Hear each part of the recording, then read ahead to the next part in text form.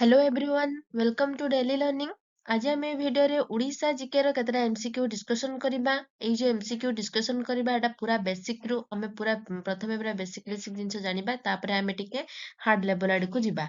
एटा होची बेसिक रु स्टार्ट हो जेटा क्लास नंबर 1 या पूर्वरु भी मु उड़ीसा जीके रो क्लास करिछि। जदि देखिनाती नियाती प्लेलिस्ट चेक करि देखिनेबे जोटर के हमें इंपोर्टेंट क्वेश्चन हमें डिस्कशन करछु।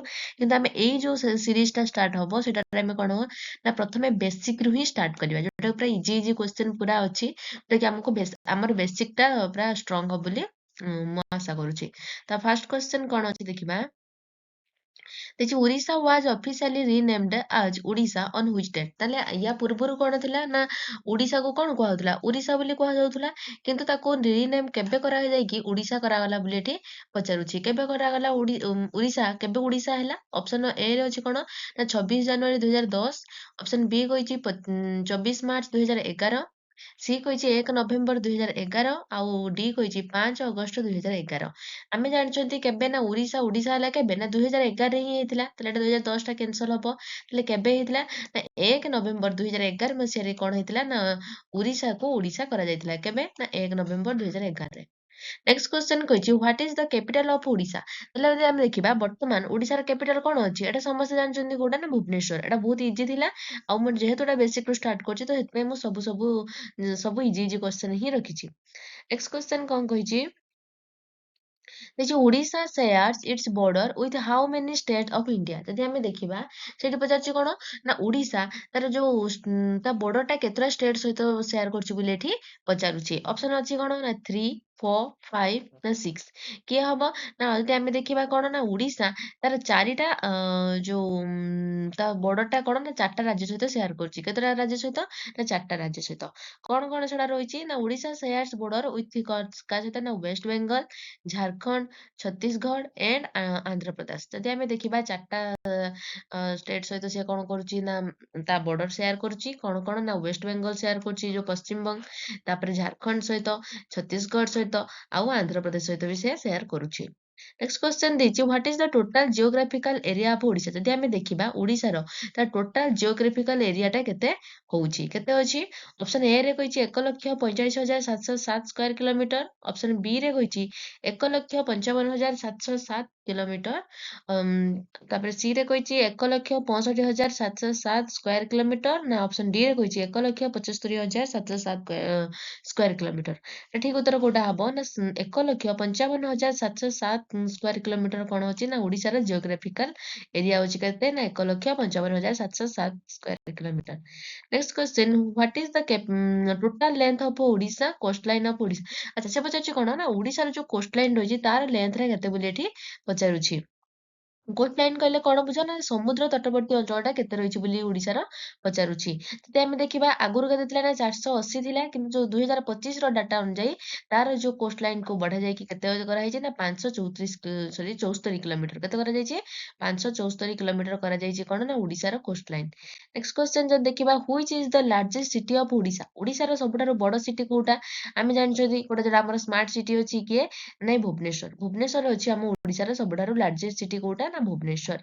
एटा भी बहुत इजी क्वेश्चन दिला। नेक्स्ट क्वेश्चन कहिजे Odisha lies between which latitude. आमे जानछथि एटा होचे पृथ्वी, पृथ्वीर जो मझिरे एटा जायथाय कोन जो विषुवरेखा जेटा को कोन कहिथांती ना ग्रेट सर्कल बोली कह जाए। ताने जदि आमे एई सब लाइन गुडा को कोन कहा जाए ना लैटिट्यूड बोली कहा जाए और एई सब लाइन को कोन कहा जाए ना लॉन्गिट्यूड बोली कहा जाए। और जोटा पूरा पृथ्वी को दी भाग करछि सेटा कोन कहंती ना इक्वेटर बोली कहंती और एटा कहंती प्राइम मेरिडियन। तो एई एया विषय ऊपर निहाती मोटे क्लास आनिबी ज्योग्राफी रो, तो जो माने बीएड में भी प्रिपेयर होचंदी से क्लास ता बहुत हेल्पफुल हबो। ता सहित बीएड रो जहा जहा सब क्वेश्चन करछि जो देखि नाती निहाती प्लेलिस्ट को विजिट करिए देखि देबे। ताले सेठी कोन पचाछि ना ओडिशा तार जो लाटिट्यूड टा काहा काहा भितर लाए करछि बोली पचारुछि। केते ना 17 डिग्री 49 मिनिट नॉर्थ रु 22 डिग्री 34 मिनिट नॉर्थ भितर सेटा रहउछि। तने ओडिसा रो लाटिट्यूड केते रहउछि ना 17 डिग्री 49 मिनिट नॉर्थ रु 22 degree 34 minute north.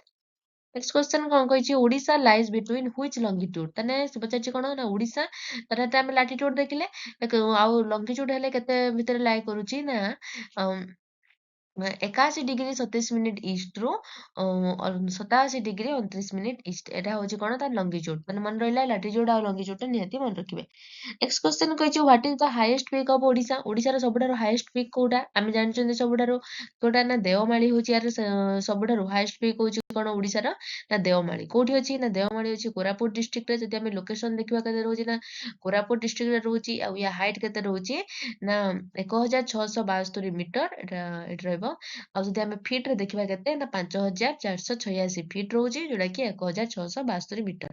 Next question what is the state animal of Odisha Odisha रे स्टेट एनिमल कोन आमे जानचोंदे आमे नेशनल एनिमल के टाइगर रहउची किंतु से स्टेट एनिमल कोडा बोली सेठी पचारुची कोडा हबो ना संबर डियर होउची ओडिशा रे स्टेट एनिमल एटा निहाती मन रखिबे कोडा एटा बहुत इजी क्वेश्चन भी अधिकांश पिला भी एटा जानि नथांती तो सेति पई से नै जे एटा कोन कहछि ना स्टेट एनिमल कोडा रहउची ना संबर डियर।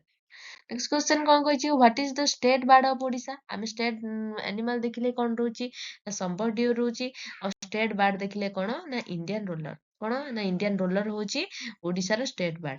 नेक्स्ट क्वेश्चन कौन कहिछि what is the state flower of Odisha Odisha रो स्टेट फ्लावर कोटा कहले बुझो तने आमे जानिले बर्ड स्टेट बर्ड जानले स्टेट एनिमल जानले एबे स्टेट फ्लावर कोटा रहउची ना अशोका फ्लावर कोटा रहउची अशोका फ्लावर होउची ओडिशा रो स्टेट फ्लावर।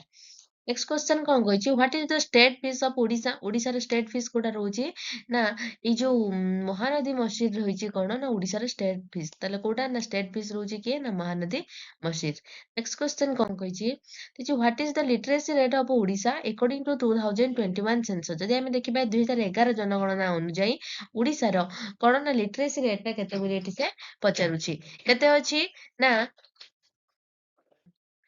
ଯଦି ପଚାରୁଛି କଣ ନା 2011 ଜନଗଣନା ଅନୁସାରେ ଓଡିଶାର ଲିଟରେସି ରେଟ୍ ଟା କେତେ ବୋଲି ଏଠି ସେ ପଚାରୁଛି ଅପସନ ରେ କଣ ଅଛି ନା 63 ଡିଗ୍ରୀ ସରି 63.08%, 68.61%, 72.87% ନା 75.32%। ଯଦି ଆମେ ଦେଖିବା ଓଡିଶାର ଲିଟରେସି ରେଟ୍ କେତେ ରହୁଛି 2011 ଜନଗଣନା ଅନୁଯାୟୀ ନା 62.87% ରହୁଛି କଣ ନା ଓଡିଶାର ଲିଟରେସି ରେଟ୍। नेक्स्ट क्वेश्चन कौन कहिछि how many administrative blocks are there in Odisha Odisha रे केतोटा ब्लॉक अछि बोले एठी पचारुछि केतोटा ना ओडिशा रे 314 टी 314 टी ब्लॉक अछि ओडिशा रे केतोटा ब्लॉक अछि 314 टी। नेक्स्ट क्वेश्चन कौन कहिछि how many Lok Sabha seat does Odisha have Odisha रे केतोटा लोकसभा बा लोकसभा ओडिशा रे केते जण जानती ना आमे जानछन्ती 21 जण तने ओडिशा रे केतोटा लोकसभा सीट अछि 21 जण जदि राज्यसभा सीट पचारे तले राज्यसभा सभा होछि केते जण ना 10 जण राज्यसभा केते रहउछि ना 10 जण लोकसभा हो जाउछन्ती 21 जण राज्यसभा हो जाउछन्ती केते ना 10 जण आ जदि आमे देखिबा आउ विधानसभा रे हम जो लेजिस्लेटिव असेंबली विधानसभा रे केते जण रहउछन्ती ना 147 जण एटा मन रहिला नियति लोकसभा रे 21 टा सीट राज्यसभा रे 10 टा सीट आउ विधानसभा रे 147 टा सीट। नेक्स्ट क्वेश्चन कहिछि is the Odisha legislative assembly unicameral or bicameral जदि आमे देखिबा ओडिशा रे जो लेजिस्लेटिव असेंबली टा यूनिकैमरल ना बाइकैमरल तले आमे जानचन्ती कोन ना यूनिकैमरल होउची हम ओडिशा रे लेजिस्लेटिव असेंबली हम ओडिशा रे लेजिस्लेटिव असेंबली कोन ना यूनिकैमरल। तो आज ये वीडियो रे एति थिला वीडियो केमति लागिछि निहाती कमेंट माध्यम रे जणेबे वीडियो भल लागिले निहाती लाइक करिवे चैनल टी को सब्सक्राइब करिवे डेली लर्निंग चैनल टी को सब्सक्राइब करिवे जोति पई कि कोन ना एई भली सब वीडियो पाई परिबे। तो थैंक यू।